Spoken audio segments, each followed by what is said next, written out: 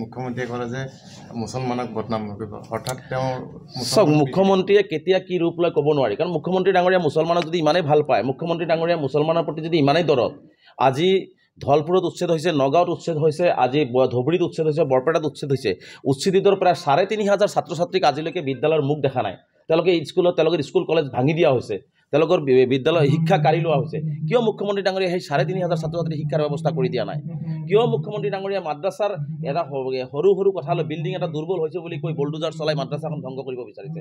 কিয় মুখ্যমন্ত্ৰী সদায় মাদ্ৰাছাৰ শিক্ষা শেষ কৰিব বিচাৰে? গতিকে মুখ্যমন্ত্ৰী ডাঙৰীয়াই কেতিয়া কি কয় মুখ্যমন্ত্ৰীয়ে নিজে নাজানে। মুখ্যমন্ত্ৰী ডাঙৰীয়াই যেতিয়া বিপদত পৰে, মুখ্যমন্ত্ৰী ডাঙৰীয়াই যেতিয়াই মানে আচলতে মানে মানুহৰ মাজত বিভাজন সৃষ্টি কৰিব লাগে, তেতিয়াই তেওঁ বিভিন্ন ধৰণৰ কথা বতৰাবিলাক কয়। গতিকে মুখ্যমন্ত্ৰীৰ এনেকুৱা কথাক আমি কেতিয়াও ভুল নাযাওঁ। মুখ্যমন্ত্ৰী ডাঙৰীয়াৰ কথা তেতিয়াই গুৰুত্বপূৰ্ণ হ'ব যেতিয়াই মুখ্যমন্ত্ৰীৰ চকীখনক সাম্প্ৰদায়িক চকী হিচাপে তেওঁ গ্ৰহণ নকৰিব।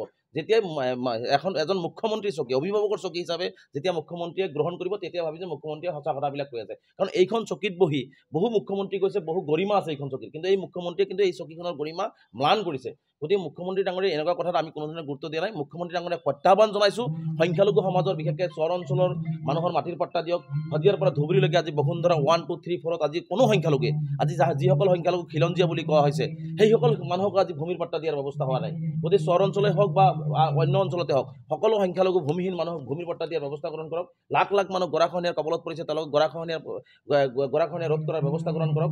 আজি সংখ্যালঘু এডুকেশ্যন স্কুলত শিক্ষক নাই, সেই শিক্ষক দিয়াৰ ব্যৱস্থা গ্ৰহণ কৰক। আজি সংখ্যালঘু অধ্যুষিত অঞ্চলবিলাকত কলেজ নাই, ইউনিভাৰ্চিটি নাই, আজি হস্পিটেলত ডক্টৰ নাই, সেইবিলাক দিয়াৰ ব্যৱস্থা গ্ৰহণ কৰক। মুখ্যমন্ত্ৰীয়ে উন্নয়নৰ ৰাজনীতি কৰক, মানৱতাৰ হকে ৰাজনীতি কৰক। মুখ্যমন্ত্ৰী ডাঙৰীয়াই আচলতে ঘৃণা আৰু হিংসাৰ ৰাজনীতি কৰিছে। গতিকে এই হিংসা আৰু ঘৃণাৰ ৰাজনীতিৰে অসম আগুৱাই নাযায়, মুখ্যমন্ত্ৰীৰ সপোন কেতিয়াও বাস্তৱ নহয়। গতিকে মুখ্যমন্ত্ৰী ডাঙৰীয়াক মই পুনৰবাৰ আহ্বান জনাইছোঁ, তিলমানো যদি মানৱতা আছে, অসমৰ ৰাইজৰ হৈ ৰাজনীতি কৰক, মানৱতাৰ হৈ ৰাজনীতি কৰক, শিক্ষাৰ ৰাজনীতি কৰক, উন্নয়নৰ ৰাজনীতি কৰক, তেতিয়াহে অসম আগুৱাই যাব। আৰু তেনেকুৱা কথা কৈ আচলতে আমাক বা সংখ্যালঘু ৰাইজক তেওঁ ভুল যোৱাব নোৱাৰে। গতিকে মুখ্যমন্ত্ৰী ডাঙৰীয়া তেনেকুৱা কথা আগে পিছে বহু কৈছে, কিন্তু আগে পিছে আকৌ সংখ্যালঘুসকলৰ কলিজাত কিন্তু তেওঁ বুলডোজাৰ চলাই আছে। গতিকে তেওঁৰ নীতি হৈছে শদিয়াৰ পৰা ধুবুৰীলৈকে কোনো ধৰ্মীয় সংখ্যালঘুক তেওঁ ভাল নাপায়। গতিকে তেওঁ কথা হৈছে সকলো ধৰ্মীয় সংখ্যালঘুক কেনেকৈ অসমৰ মানচিত্ৰৰ পৰা নিক্ষেপ কৰিব পৰা যায় তাৰ এটা ব্লুপ্ৰিণ্ট তেওঁ ৰচনা কৰি লৈছে। কিন্তু তেওঁৰ এই সপোনো আমি বাস্তৱত হ'বলৈ নিদিওঁ, কাৰণ আমি এইখন অসমৰ অসমীয়া হয়, এইখন ভাৰতবৰ্ষৰ নাগৰিক হয়। গতিকে আমাক কোনোবাই আঙুলি টুৱাই